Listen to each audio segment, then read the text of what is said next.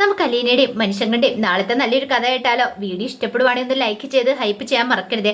അതോടൊപ്പം തന്നെ ആദ്യമായി കാണുന്നവരാണെങ്കിൽ സബ്സ്ക്രൈബ് ചെയ്യാനും മറക്കരുത് കേട്ടോ. അങ്ങനെ അലീന പൗലോസിനെ ബൈജുവിനെയൊക്കെ കൂട്ടിക്കൊണ്ട് അങ്ങനെ നേരെ പോകുന്ന കടയിലേക്കാണ്.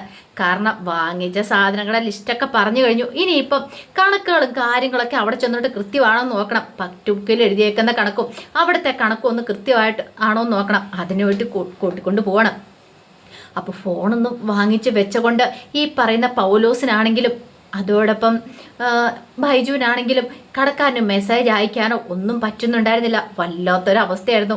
അവരുടെ വെപ്രാളവും മറ്റുമൊക്കെ അവധക്കുടിച്ചാനും ശ്രദ്ധിക്കുന്നുണ്ടായിരുന്നു. അവധക്കുടിച്ചാനും മനസ്സിലായി ഇവർ മഹാകള്ളന്മാരാണ്, കള്ളത്തരാണ് കാണിച്ചിരിക്കുന്നത്. കള്ളത്തരം കാണിച്ചില്ല പിന്നെ ഇത്ര വെപ്രാളത്തിൻ്റെ വിറയലിൻ്റെ കാര്യമൊന്നും ഇല്ലല്ലോ. അങ്ങനെ കടയുടെ അവിടേക്ക് ചെന്നു. കടയുടെ അവിടെ ചെന്നപ്പോൾ അവധക്കുടിച്ചാൻ പറഞ്ഞ് ഇറങ്ങടാന്ന് പറഞ്ഞു. അങ്ങനെ ഇറങ്ങി. അലീന കടയിലേക്ക് എന്നിട്ട് എണ്ണയുടെയൊക്കെ വില ചോദിക്കണം. എണ്ണയുടെ വില ചോദിച്ചു കഴിഞ്ഞപ്പോൾ എണ്ണയ്ക്ക് 300 രൂപയൊക്കെ ഉള്ളൂ എണ്ണയ്ക്ക്. അപ്പോഴേക്കും അലീന ഒന്ന് ആലോചിച്ചു. അത്തേൽ എഴുതിയേക്കുന്ന വില 450 രൂപയാണ് 1 കിലോ എണ്ണയുടെ വില എഴുതിയിരിക്കുന്നത്. അത്രയും വില വരത്തില്ല. ചില സമയത്ത് കൂടിയും കുറഞ്ഞിരിക്കും. എന്നാലും ഇപ്പം അത്രയും വിലയില്ല. ചില സമയത്ത് കൂടുന്നതുകൊണ്ട് അലീനയ്ക്കറിയാം ഏകദേശം വിലയും കാര്യങ്ങളൊക്കെ അറിയാവുന്നതുകൊണ്ട് അങ്ങനെ ഓരോ സാധനങ്ങളെ, അതായത് കൂടുതൽ പൈസയാണ് അയാൾ എഴുതി വെച്ചിരിക്കുന്നത്. അവിടുത്തെ ബുക്കിൽ എഴുതി വെച്ചിരിക്കുന്നത്. സ്റ്റാൻലി ഇത് വന്ന് നോക്കാറ് പോലുമില്ല. പറ്റി തീർക്കാനായിട്ട് പൈസ ചോദിച്ചു കഴിയുമ്പോൾ പൈസ കൊടുക്കും, അത്രമാത്രം. അതിനപ്പുറത്തേക്ക് അയാൾ ഒന്നും അന്വേഷിക്കാറുണ്ടായിരുന്നില്ല. അതുകൊണ്ടാണ് ഇവന്മാർ ഇങ്ങനത്തെ പരിപാടിയൊക്കെ ചെയ്തുകൊണ്ടിരുന്നത്. അങ്ങനെ ഒടുവിൽ അലീന ബുക്കെടുത്തു. അലീന ബുക്കെടുത്തിട്ട് പറഞ്ഞു, ചേട്ടൻ ഇവിടെ നിന്ന് സാധനത്തിൻ്റെ വില അതെന്ന് പറഞ്ഞു. കണ്ടോ, ചേട്ടൻ എഴുതിയേക്കുന്ന എത്ര രൂപയാന്ന് നോക്കിയേ. 450 രൂപ എണ്ണ, അതുപോലെ തന്നെ അരി. പിന്നെ എത്ര കിലോ അരി എഴുതിയേക്കണമെന്ന് ചോദിച്ചു. അവിടുത്തെ പറ്റുബുക്ക് എടുത്ത് നോക്കിക്കഴിഞ്ഞപ്പോഴത്തേനും പറ്റുബുക്കിൽ എഴുതിയേക്കുന്നത് 30 കിലോ അരി. ചേട്ടൻ 30 കിലോ അരി എഴുതിയിട്ടുണ്ട്. എന്നിട്ട് കണ്ടില്ലേ 20 കിലോ അരിയുള്ളൂ. അപ്പം നിങ്ങളെല്ലാവരും കൂടെ കൂടിച്ചേർന്നിട്ടുള്ള പരിപാടിയല്ലേ. അപ്പോഴേക്കും അയാൾ പറഞ്ഞു, പിന്നെ എനിക്കതിൻ്റെ ആവശ്യമൊന്നുമില്ല, ഞാൻ അത്ര അരി കൊടുത്തു വിട്ടാ. നിങ്ങളുടെ തൊഴിലാളികൾ ചിലപ്പോൾ അങ്ങനെ കാണിച്ചായിരിക്കും എന്നൊക്കെ പറഞ്ഞു.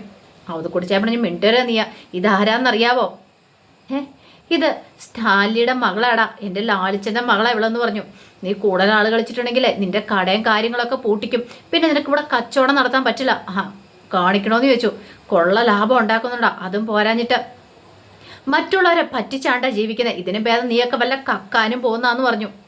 കടയടച്ചിട്ട് അതിന് പോടാന്ന് പറഞ്ഞു. ശരിക്കും അയാൾ ഇങ്ങനെ നാണം കെട്ടുപോയി. അയാൾക്ക് എന്ത് ചെയ്യണമെന്നറിയില്ല. പൗലോസും ബൈജു ഇങ്ങനെ പേടിച്ചുറച്ചിരിക്കുകയാണ്. അലീന ഓരോ സാധനങ്ങൾ കൊണ്ടേ തൂക്കി. അപ്പോൾ കണക്കുകളും കാര്യങ്ങളെല്ലാം നല്ല വ്യത്യാസമുണ്ട്. കടക്കാരനോട് ചോദിച്ചു, ഇതിനെന്ത് നിങ്ങൾക്ക് ലാഭം കിട്ടുമെന്ന് ചോദിച്ചു. കൊച്ചെ വെറുതെ അനാവശ്യം പറയരുത്. അനാവശ്യം പറയുന്നൊന്നും അല്ലെന്ന് മനസ്സിലായി. ചേട്ടനെ കാണിച്ച നെറുകേടുണ്ടല്ലോ. ഇപ്പം വേണമെങ്കിൽ എനിക്ക് പാപ്പാനെ വിളിച്ച് കാണിച്ചു കൊടുക്കാവുന്നുള്ളൂ. പക്ഷെ ഒരു തവണത്തേക്കാ ക്ഷമിക്കുക. ഇനി ഇതെന്താണെങ്കിലും ചേട്ടൻ വേറെ ആരോടും ആവർത്തിക്കരുത്. ചേട്ടൻ്റെ കടയിൽ നിന്നുള്ള സാധനം വാങ്ങിക്കലും നിർത്തിയെന്ന് പറഞ്ഞു. ഇനി ചേട്ടൻ്റെ കടയിലെ സാധനം ഞങ്ങൾക്ക് ആവശ്യമില്ല എന്ന് പറഞ്ഞു. ഈ ഒരു തവണത്തേക്കൂടെ വാങ്ങിച്ചു പോയില്ലേ. എന്നാലും ഇതുപോലെ കാണിക്കരുത് ചേട്ടാ. മറ്റേ അടുത്ത കടകളിലൊന്നും ഇത്രയും പൈസയില്ല, ഞാൻ അതും ചോദിച്ചിട്ടുണ്ടായിരുന്നു പറഞ്ഞു. അയാൾ ഇത്രയ്ക്ക് പ്രതീക്ഷിച്ചിട്ടുണ്ടായിരുന്നില്ല. അയാൾ ശരിക്കും തകർന്നു പോയി. അപ്പോഴേക്കും അവധ കുടിച്ചാൻ പറഞ്ഞു. പൗലോസിനോട് പറഞ്ഞു, വന്ന് സാധനങ്ങളൊക്കെ എടുത്ത് വണ്ടിയിലേക്ക് തിരികെ എടുത്ത് വെക്കടാന്ന് പറഞ്ഞു. അങ്ങനെ വെച്ച് കഴിഞ്ഞപ്പോഴത്തേനും പൗലോസിനോട് അലീന ചോദിച്ചു, അല്ല ഇനിയിപ്പം മീൻകടയിലും അതുപോലെ ഇറച്ചിക്കടയിലും പോകണമെന്ന് ചോദിച്ചു. വേണ്ടാന്ന് പറഞ്ഞു. അപ്പം കാര്യങ്ങളൊക്കെ മനസ്സിലായിട്ടുണ്ടല്ലോ എന്ന് ചോദിച്ചു. അവർക്ക് എന്ത് പറയണമെന്നറിയില്ല. അപ്പോഴേക്കും അലീന പറഞ്ഞു, ഞാനൊരു കാര്യം ചോദിച്ചോട്ടെ, സത്യം പറ, നിങ്ങൾക്ക് ഇതിനകത്ത് എന്താ ലാഭം എന്ന് ചോദിച്ചു. രണ്ടുപേരൊന്നും മിണ്ടിയില്ല. ഈ കൂട്ടുകൃഷിക്ക് എത്ര രൂപ ലാഭം കിട്ടുമെന്ന്, നിങ്ങൾ വീതം വെച്ചെടുക്കുന്നത് എങ്ങനെയാന്ന് അതെനിക്ക് അറിയണമെന്ന് പറഞ്ഞു. ആരൊന്നും മിണ്ടായിരിക്കുന്നതിനപ്പം അത് കുറിച്ച് ഞാൻ ചോദിച്ചു. അവൾ ചോദിച്ചു കേട്ടില്ലടാ, കണക്ക് പറയടാന്ന് പറഞ്ഞു. അത് പിന്നെ 1/3 കടക്കാരന് കൊടുക്കും, ബാക്കി ഞങ്ങൾക്കാന്ന് പറഞ്ഞു. ഞങ്ങൾക്കെന്ന് പറഞ്ഞാൽ എനിക്കും ബൈജുവിനും. അപ്പം ആൻ്റപ്പച്ചേണ്ടോ വല്ലപ്പോഴും ഒരു പൈൻറ്റ് അങ്ങനെ എന്തെങ്കിലുമൊക്കെ മേടിച്ചു കൊടുക്കുമെന്ന് പറഞ്ഞു. എന്ന് പറഞ്ഞാൽ അപ്പോഴേക്കും അവത് കുടിച്ചാൻ പറഞ്ഞത് ബ്രാൻഡിയാന്ന് പറഞ്ഞു. ഓ അങ്ങനെയാണല്ലേ. പൗലോസേണത് ആൻ്റപ്പച്ചേണത് കണ്ണടച്ച് വിടുമെന്ന് പറഞ്ഞു. അല്ല എത്ര രൂപ വെച്ച് നിങ്ങൾക്ക് കിട്ടും ഒരു മാസം? 15 എന്ന് പറഞ്ഞാൽ 15,000. അതങ്ങനെ വീതം വെച്ച് അവരെടുക്കുകയാണ് ചെയ്യുന്നത്. അലീനെ ഓർത്തു, ശമ്പളം കൂടാതെയാണിത്. അപ്പോഴേക്കും ബൈജുവിനോട് ചോദിച്ചു, അല്ല ബൈജു അല്ല വണ്ടിയുടെ കാര്യങ്ങളൊക്കെ നോക്കുന്നത്. അപ്പോൾ പെട്രോൾ ഡീസൽ വണ്ടി റിപ്പയറിംഗ് എന്ന് പറഞ്ഞ് കുറച്ച് തുക അങ്ങനെ എടുക്കുന്നുണ്ടായിരിക്കുമല്ലോ, അതൊക്കെ ചേർത്തിട്ടാന്ന് പറഞ്ഞു.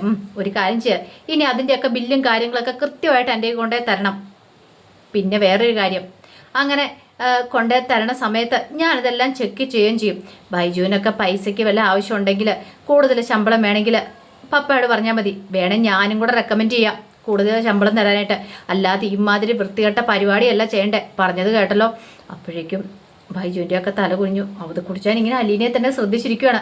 എത്ര ഇച്ഛാശക്തിയാണ് അവൾക്ക് ഓരോ കാര്യങ്ങൾ കൃത്യമായിട്ട് കണ്ടുപിടിച്ച് ചെയ്യുന്നത്. അപ്പോഴേക്കും അത് കുടിച്ചാൻ വന്നിട്ട് പറഞ്ഞു, എടാ നാണം ഉണ്ടോടാ നിനക്കൊക്കെ? ഇങ്ങനെയൊക്കെ ആണോടാ നീയൊക്കെ? എത്ര കാലമായി എൻ്റെ ലാലിച്ചിനെ പറ്റിക്കുന്നേ? എടാ നിന്നെയൊക്കെ വിശ്വസിച്ചൊരു കാര്യം ഏൽപ്പിച്ചിട്ട്. അപ്പോഴേക്കും പൗലോസൊന്നും മിണ്ടാൻ നിന്നു. ബൈജു പറഞ്ഞു, കുടിച്ചായൊക്കെ ഒരു തെറ്റ് പറ്റിപ്പോയതാ. അലീന് പറഞ്ഞിട്ട് കാര്യം ചെയ്യാം, ഞാനിത് പപ്പാട് പോയി പറയട്ടെ എന്ന് ചോദിച്ചു. അയ്യോ വേണ്ട പറയല്ലെന്ന് പറഞ്ഞു. ഞങ്ങൾക്ക് പ്രശ്നമാണെന്ന് പറഞ്ഞു. തൽക്കാലത്തേക്ക് പറയുന്നില്ല. അപ്പോഴേക്കും അത് കുടിച്ചാൻ പറഞ്ഞു, എന്തിനാ പറയാതിരിക്കുന്നേ? പറ. ഇവരുടെ തനി നിറം ലാളിച്ചിനോട് ഒന്ന് അറിയട്ടെ. അറിയാതിരുന്നിട്ടൊന്നും ഒരു കാര്യമില്ല എന്ന് പറഞ്ഞു. വേണ്ട വല്യപ്പച്ച, ഇത് ഇപ്പം ഒന്നും പറയണ്ടെന്ന് പറഞ്ഞു. എന്താണുള്ള ഒരു അവസരം നമ്മൾ കൊടുക്കണം. ആർക്കാണെങ്കിലും നമ്മളൊരു അവസരം നന്നാവാനായിട്ട് കൊടുക്കില്ലേ?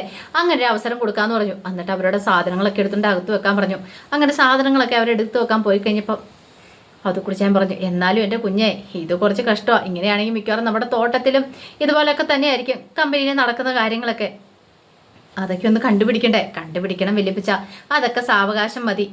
എന്നാലും എനിക്ക് ഈ കാര്യത്തിൽ സംശയം ഉള്ളതുകൊണ്ടാണ്. ഇനി ചിലപ്പോൾ അവർ നന്നാകുമായിരിക്കും. അവർക്ക് നല്ലൊരു പേടി കാണും. അത് ശരിയാവും ഞാൻ. എന്നാലും ഇത്രയ്ക്കൊന്നും ഞാൻ പ്രതീക്ഷയില്ല എന്ന് പറഞ്ഞു. അങ്ങനെ അത് കുടിച്ചാൻ അങ്ങോട്ട് കയറിപ്പോയി. അലീനെ ചിന്തിച്ചു, എത്ര നാളാ ഈ തുടങ്ങിയിട്ട്. ഒരുപക്ഷെ തൻ്റെ പപ്പായ്ക്ക് അവരെയൊക്കെ നല്ല വിശ്വാസം ഉണ്ടായിരുന്നായിരിക്കും. അതുകൊണ്ടായിരിക്കും പപ്പ അവരെ എല്ലാ കാര്യങ്ങളും ഇങ്ങനെ ഏൽപ്പിച്ചിട്ടുണ്ടായിരുന്നേ. ഒരിക്കലും ചതിക്കില്ല എന്നൊരു തോന്നൽ കാണുമായിരിക്കും. പക്ഷേ ഇത് പപ്പ അറിഞ്ഞു കഴിഞ്ഞിട്ടുണ്ടെങ്കിൽ പ്രശ്നമാവും എന്നുള്ള കാര്യം അറിയാമായിരുന്നു അലീനയ്ക്ക്. പക്ഷെ അലീന അങ്ങനെ പൗലോസിന് ജോലി കളയാനായിട്ട് തയ്യാറായതുമില്ല. ബൈജുവിനും പൗലോസിനും ഒക്കെ ഭയങ്കര പേടിയായി. ഒരുപക്ഷെ കേണൽ സാബ് അങ്ങനെ അറിഞ്ഞു കഴിഞ്ഞിട്ടുണ്ടെങ്കിൽ പൗലോസിന് നാണക്കേടാ. താൻ ഇത്ര വലിയ ആൾ കളിച്ച് നിന്നിട്ട് അവളെ പോലൊരു പീറപ്പെണ്ണിന് മുന്നിൽ തോറ്റുപോകാന്ന് പറഞ്ഞാൽ കുറച്ച് കഴിഞ്ഞപ്പം പൗലോസിൻ്റെ ബാഗ് എടുക്കുകയാണ്. അത് കണ്ടുകൊണ്ട് വന്ന് ബൈജു ചോദിച്ചു, എന്താ പൗലോസേട്ടാ? അതെ ഞാൻ പോവുക, എന്നെ കൊണ്ട് പറ്റില്ല ഇവിടെ നിൽക്കാനായിട്ട്. പോവാന്നോ? അതെ. ഇനി എങ്ങാനും ആ പെണ്ണ് പറഞ്ഞ കേണൽ സാബ് കാര്യങ്ങൾ അറിഞ്ഞിട്ടുണ്ടെങ്കിലേ പിന്നെ ജീവൻ പോലും ചിലപ്പോൾ തിരിച്ചു കിട്ടിയെന്ന് വരത്തില്ല. അല്ല അവൾ പറയില്ലെന്നല്ല പറഞ്ഞേ. അതൊന്നും ഉറപ്പുള്ള കാര്യമൊന്നുമല്ല. പറഞ്ഞാലോ ഇനി എന്ന് പറഞ്ഞു. ആകെപ്പാടെ ടെൻഷനായി ബൈജുവിനും. അങ്ങനെ പൗലോസ് നേരെ സ്റ്റാലിൻ്റെ അടുത്തേക്കുന്നു. എന്താടാ? അതെ എനിക്കൊന്ന് വീട്ടിൽ പോയേ കൊള്ളാമെന്നുണ്ട്. വീട്ടിൽ പോകാനോ? അതെ. ഇപ്പോഴെന്താ പെട്ടെന്ന് വല്ല പിണക്കോ വഴക്കോ എന്തെങ്കിലും ഉണ്ടോ അലീനയായിട്ട്? അങ്ങനെയൊന്നുമില്ല കേണൽ സാബേ, എനിക്കൊരു 10,000 രൂപ വേണമായിരുന്നു. അതെന്താ? തരാമല്ലോ എന്ന് പറഞ്ഞു. പൈസയും കൊടുത്തു. പോയിട്ട് വരാൻ പറഞ്ഞു. പോയിട്ട് വരാമെന്നൊക്കെ പറഞ്ഞിട്ടാണ് പൗലോസ് ഇറങ്ങുന്നത്. പക്ഷെ പുറത്തേക്ക് ഇറങ്ങി പൗലോസ് പറഞ്ഞു, പിന്നെ എൻ്റെ പട്ടി വരും ഇനി ഇങ്ങോട്ടേക്ക്. ബൈജു വന്നിട്ട് ചോദിച്ചു, പൗലോസേട്ടൻ അപ്പോൾ പോവുകയാണോ? പിന്നല്ലാതെ. അല്ല പൗലോസേട്ടാ, കാര്യങ്ങളൊക്കെ അറിഞ്ഞോ? കേണൽ സാബ് അറിഞ്ഞ മട്ടില്ല. അറിഞ്ഞിട്ടുണ്ട് ഇങ്ങനെയൊന്നും അല്ല പ്രതികരിക്കുന്നത്. നീ പേടിക്കണ്ടാ. എന്തായാലും ഞാൻ ഇവിടുന്ന് പോവുക. എനിക്ക് എവിടെ പോയാലും ജോലി കിട്ടുമെന്ന് പറഞ്ഞു. ബൈജു പറഞ്ഞു, ഞാൻ എന്ത് ചെയ്യും? നീ ഇവിടെ നിൽക്കുക, അല്ലാതെ ഇപ്പം എന്ത് ചെയ്യാനാ? അങ്ങനെ പൗലോസ് പോയി. അത് കുടിച്ചാനാണെങ്കിൽ സ്റ്റാലിനോട് അത് പറയാത്തതുകൊണ്ട് നല്ല വിഷമം ഉണ്ടായിരുന്നു. പക്ഷേങ്കിൽ അലീനയ്ക്കറിയാം അത് പറഞ്ഞു കഴിഞ്ഞിട്ടുണ്ടെങ്കിൽ തൻ്റെ പപ്പയുടെ സ്വഭാവമല്ലേ, ഒരിക്കലും സഹിക്കാനും ക്ഷമിക്കാനും പറ്റില്ല. ഇത്രയും കാലം അവർ പപ്പേനെ പറ്റിച്ചുകൊണ്ടിരിക്കുമായിരുന്നു. സ്വന്തം ആൾക്കാരുള്ളോ ഇങ്ങനെ ചതിക്കില്ലോ എന്നൊരു വിചാരം സ്റ്റാലിയുടെ മനസ്സിലുണ്ടായിരുന്നു. കാരണം വർഷങ്ങളായിട്ട് ജോലി ചെയ്യുന്നവരല്ലേ. അങ്ങനെ അലീന ആ വീട്ടിലെ ഓരോ കള്ളത്തരങ്ങളൊക്കെ പൊളിച്ചൊഴിക്കൊണ്ടിരിക്കുക. അതുപോലെ തന്നെ അവത് കുടിച്ചാനും ഭയങ്കര താല്പര്യമുള്ള കാര്യമായിരുന്നു അലീനയോടൊപ്പം നിൽക്കാനായിട്ട്.